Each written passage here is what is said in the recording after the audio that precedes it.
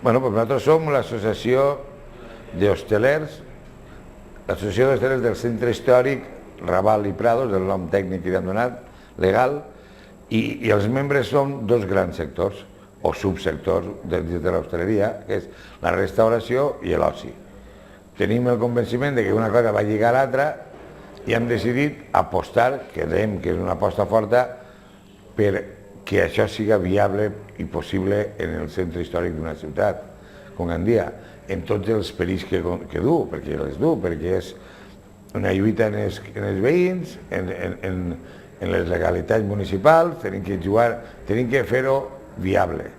Creiem que si complim les normatives i se ens respecta les nostres activitats, és viable, és una font de riquesa molt interessant, és un producte turístic, és un producte, un complement turístic molt interessant, i bueno, per ahí és la pura veritat, ens interessa comercialment parlant. No, nosaltres bàsicament és coordinar, és crear una forma de treballar en què tot estigui coordinat. Intentar, més que fer activitats, l'activitat es resumiria en una cosa, en un bon ús, una bona pràctica de la nostra activitat.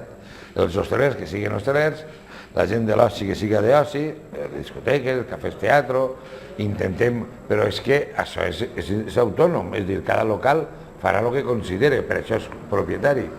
Uniformem algunes coses com comportaments globals, formes de comportar-nos en els locals, compliment de lleis, demanar-li a l'Ajuntament que complisca les seues responsabilitats en el carrer, de vigilància, i aconseguir entre tots un equilibri, però cada local és independent, en principi no tenim... Bueno, només hi ha una activitat que realment sí que ens uneix, que és el destapa, la ruta de tapes, que per altra part és l'origen de tot, com això va funcionar i vam veure que units podíem fer coses, doncs ens hem unit a un nivell més gran. No tots els membres de l'hostaleria són de la ruta de tapes.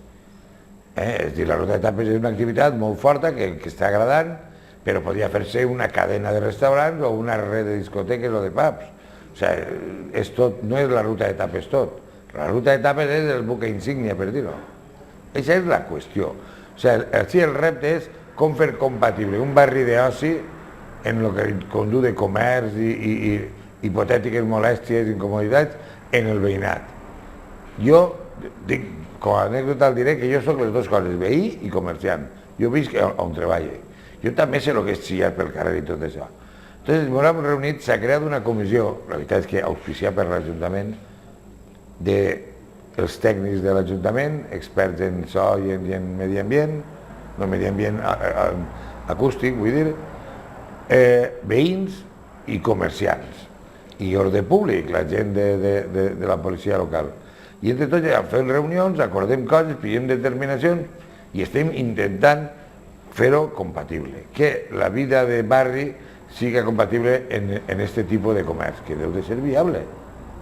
És molt arriscat, però és que és l'única forma. Nosaltres hem muntat uns negocis, hem creat un barri hosteler en una certa qualitat, creiem, modestament, sense ànimo de presumir, que hem aconseguit alguna cosa que no estava. Hem creat un barri que té un mínim de qualitat gastronòmica i d'oci, i volem potenciar-ho perquè això es convertisca en un element bàsic del turisme, per què no? Un complementari del turisme seria la paraula.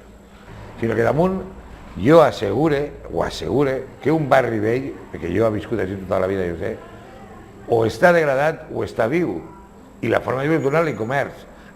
Que voldrien un altre tipus de comerç alguns veïns, és probable, però l'hostaleria tampoc és tan denigrant i tan roïn, i creiem que li dona vida al barri, atenció, que ja no és una qüestió purament econòmica, és social, El barri es degrada i es converteix en bolsa de marginalitat, Aquest barri era així fa 20 anys, El barri del Raval era molt trist i en aquest sentit ha millorat molt, diguen el que diguen. Nosaltres tenim clar que Gandia no és el món de la platja i el turisme i el món de la ciutat i el comerç. No, tot té que ser un. O sigui, la platja i la ciutat té que ser tot el mateix. Així n'hi ha una mania de que quan ve l'estiu és la platja la que deu de viure i la ciutat que s'espera a que quan vinga l'hivern, que és a la inversa. No. Estem convençuts, ho hem parlat amb gent que ho entén i ens ratifica, que el turisme de la ciutat, el turisme de comerç i cultural que n'hi ha, i gastronòmic en aquest cas, és un complement fantàstic pel turisme de la platja, que no devem de clavar-nos en el cap tots, els polítics, els amos, els que dirigeixen la platja, vull dir, i la gent de la ciutat, que és complementari. I quan ve l'estiu, el dia que aconseguim que de cada 100 turistes, ara diu ne venen 10 a la ciutat, el dia que aconseguim que vinguen només la meitat, ja podem considerar que és un gran èxit. I que la gent, quan està en la platja, considera Gandia com un referent, un complement del seu turisme, igual que pot ser un parc d'atraccions, doncs és la ciutat on hi ha un barri històric amb coses que oferir i una part gastronòmica. I dius, sí, això seria molt bonic, i això no és tan difícil.